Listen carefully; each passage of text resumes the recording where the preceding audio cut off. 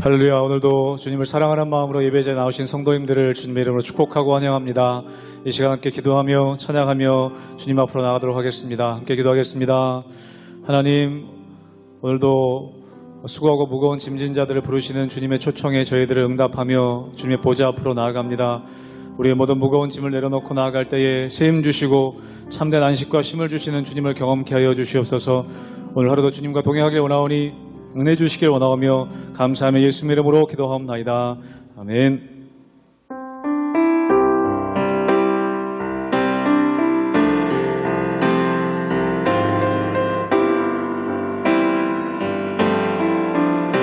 내 모든 시험 무거운 짐을 주 예수 앞에 아뢰이며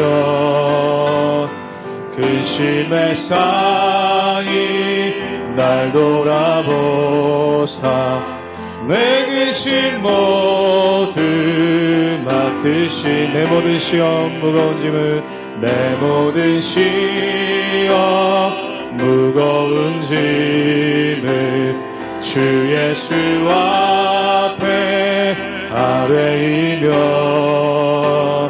근심에 쌓인 날 돌아보사 내 근심 모두 맡으신 무거운 짐을 나 홀로 지고 무거운 짐을 나 홀로 지고 견디다 못해 쓰러질 때 불쌍히 여겨 구원해 주리 은혜의 주님 오직에 내 모든 괴로움 닥치는 환난 내 모든 괴로움 닥치는 환난 주 예수 앞에 아뢰이며 주께서 친히 날 구해 주사 넓으신 사랑 베푸신 무거운 짐을 나 홀로 지고 견디다 못해 쓰러질 때 불쌍히 여겨 구원해 주리 은혜의 주님 오직에 내 짐이 점점 무거워질 때 내 짐이 점점 무거워질 때 주 예수 앞에 아뢰이며 주께서 친히 날 구해 주사 내 대신 짐을 져주시 마음의 시험 무서운 죄를 마음의 시험 무거운 죄를 주 예수 앞에 아뢰이며 예수는 나의 능력이 되사 세상을 이기 힘주시 아멘 무거운 짐을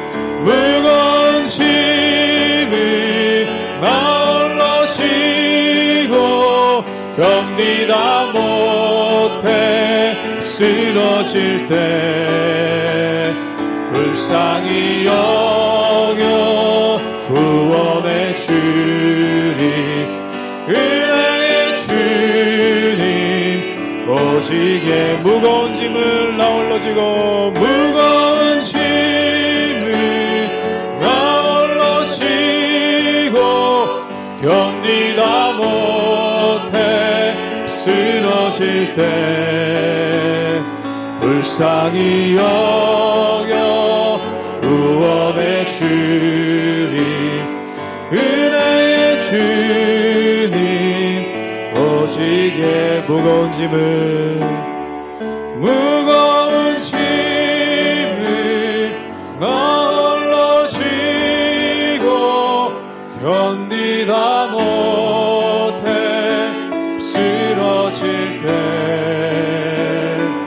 불쌍히 여겨 구원해 주리. 은혜의 주님 오직 예수.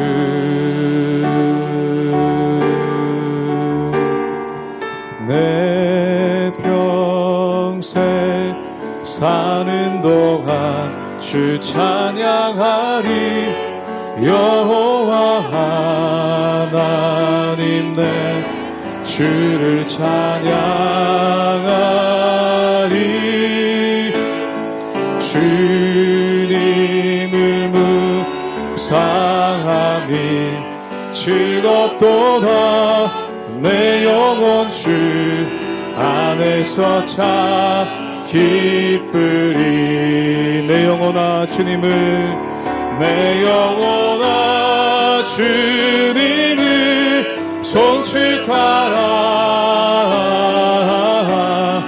내 영혼아 주님을 찬양하라. 내 영혼아 주님을 송축하라. 내 영혼아 주님을 찬양하라. 내 평생 사는 동안, 내 평생 사는 동안 주 찬양하리. 여호와 하나님 내 주를 찬양하리. 주님을 묵상함이 즐겁도다. 내 영혼 주 안에서 참 기쁘리. 우리 선포하기를 원합니다. 내 영혼아 주님을, 내 영혼아 주님을 송축하라. 내 영혼아 주님을 찬양하라. 내 영혼아 주님을 송축하라. 내 영혼아 주님을, 3번 더 고백합니다. 내 영혼아 주님을 송축하라.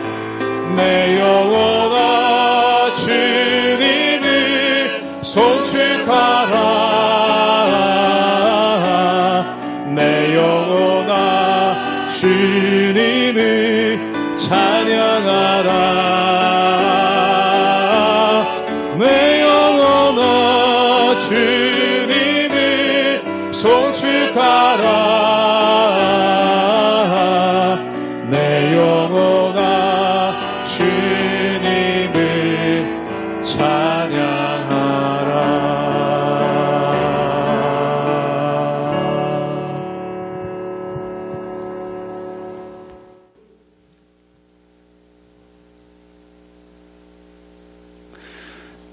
할렐루야. 우리 하나님의 은혜와 평강이 우리 성도님들 삶 가운데 날마다 가득하시기를 주님의 이름으로 축원합니다. 한자 성어 가운데 과유불급이라는 말이 있습니다.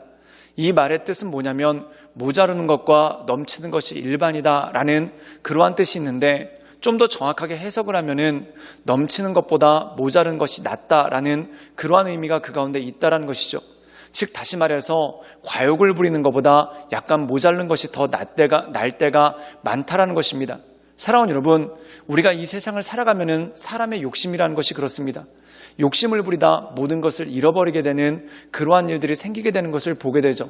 차라리 욕심 부리지 말고 조금 모자르게 했다면, 차라리 욕심 부리지 말고 조금 덜 채웠다면, 또한 차라리 욕심 부리지 말고 조금 덜 실었다면은 무난하게 할 수 있는 일인데, 괜히 욕심을 부리고 더 실었다가, 또한 욕심을 부리고 더 채웠다가 오히려 모든 것을 쏟아버리고 또한 모든 것을 무너뜨려버리는 그러한 일들이 있을 때가 있다라는 것입니다. 오늘 말씀 가운데 보면은 사람의 명성이 그렇습니다. 또한 사람의 권력이라는 마음이 그렇다는 것이죠. 많은 사람에게 아마 자리에 대한 욕심이 있을 것입니다. 그 이유는 뭐냐면 모든 사람에게는 인정받고자 하는 그러한 욕구가 있죠. 그런데 이 인정받고자 하는 욕구가 지나치다 보면은 결국 자리에 대한 욕심, 권력에 대한 욕심을 향해서 나가게 되고, 또한 이것이 지나쳐서 결국 욕심을 가진 만도 못한 그러한 일들이 생길 때가 참 많다라는 것입니다. 오늘 말씀 가운데 보면은 기드온의 아들들이 문제를 일으킵니다.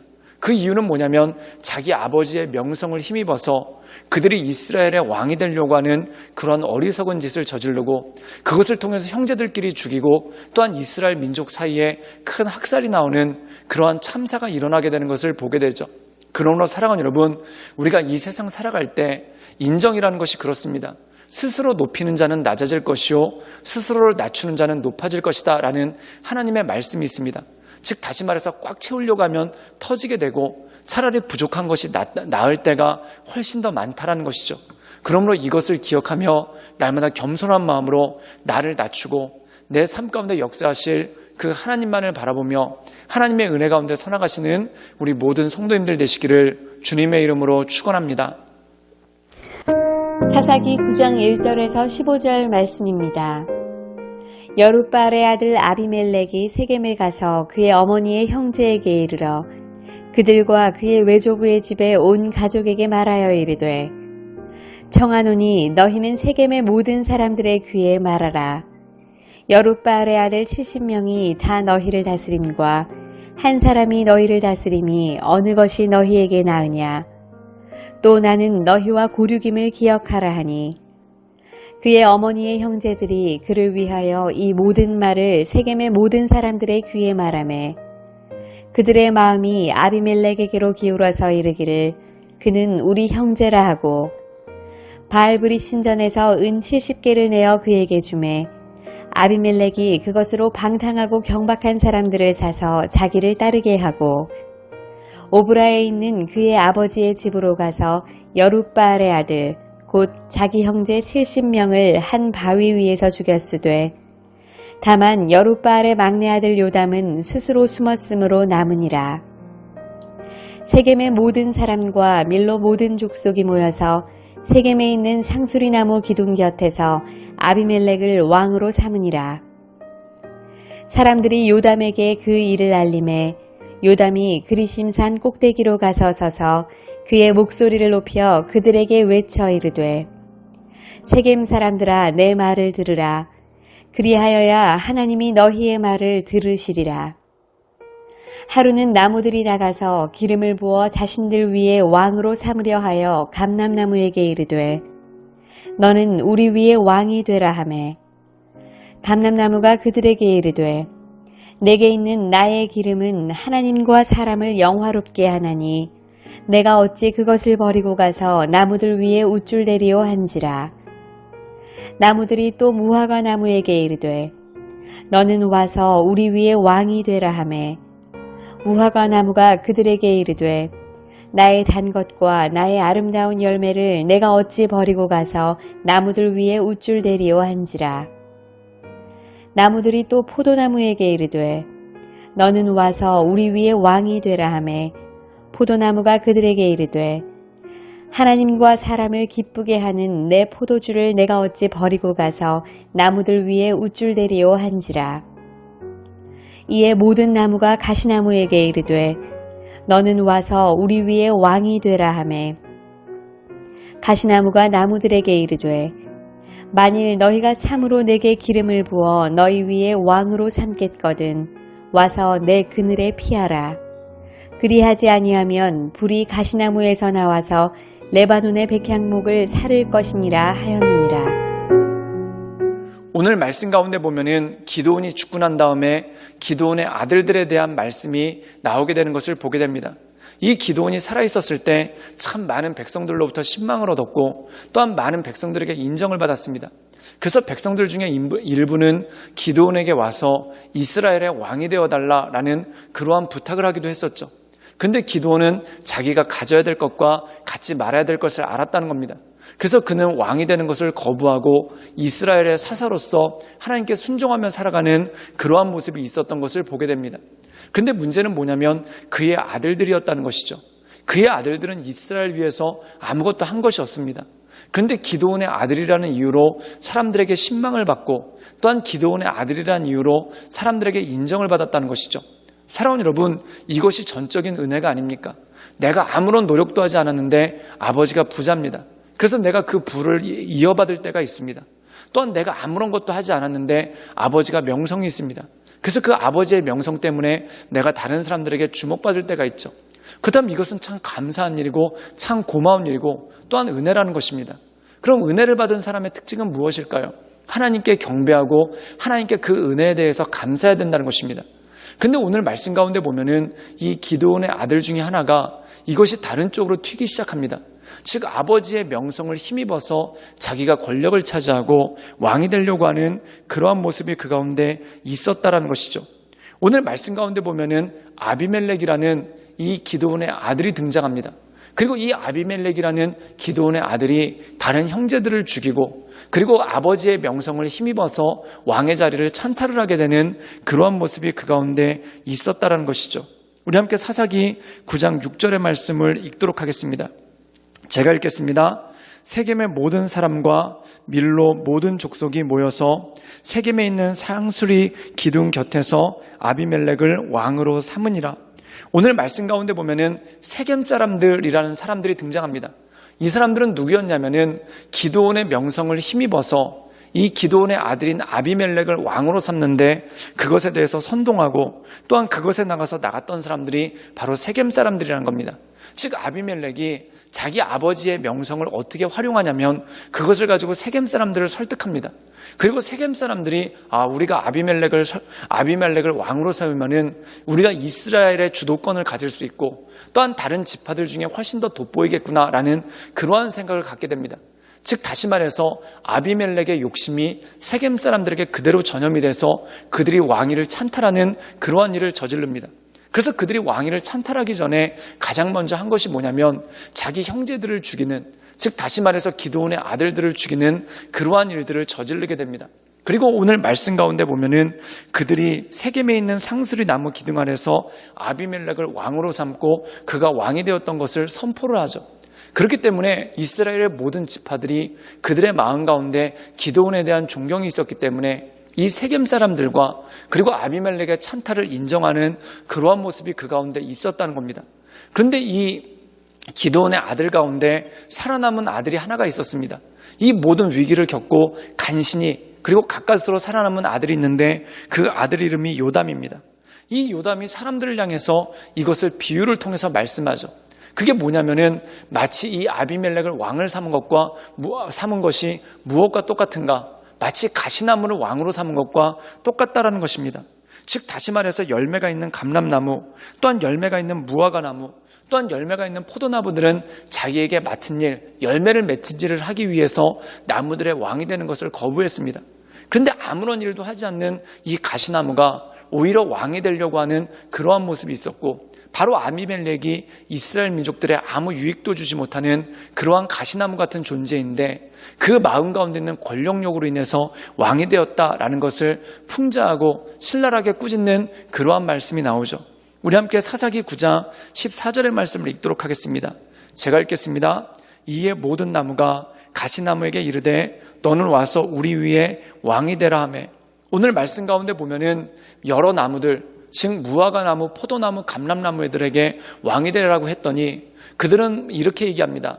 하나님께서 우리에게 주신 사명이 있다. 감람나무 열매를 맺는 사명, 포도나무 열매를 맺는 사명, 무화과나무 열매를 맺는 사명이 있다. 우리는 이 사명에 충실하겠다라고 하면서 왕이 되기를 거절합니다. 그런데 가시나무는 너가 우리의 왕이 되겠느냐라고 하니까 스스로 우쭐했다는 것이죠.